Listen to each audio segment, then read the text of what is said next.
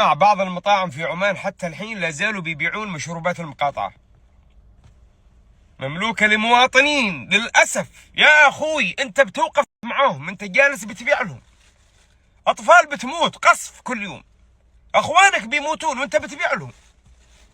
قاطع مثل ما الناس بتقاطع، أنت لا تبيع يا أخي. في بديل، في حاجات بديلة ثانية والله ما تغنيك، ما بتغنيك. كونوا رجال وقاطعوا. أول أمس واحد في صلالة قسما بالله فك ثلاجاته كلهن ونقفهم برا وحط مشروب بديل.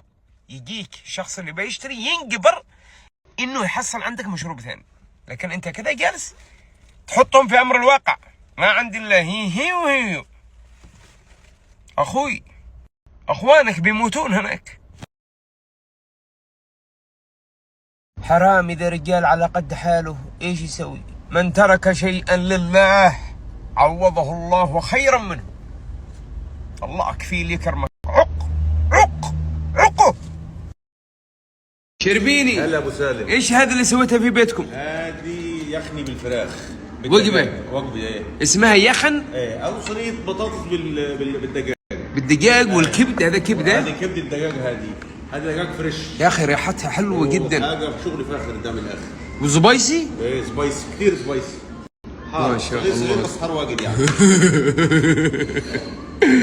يخن بالفراخ حارة. تعال هنا يا حمود، تعال. ازيك؟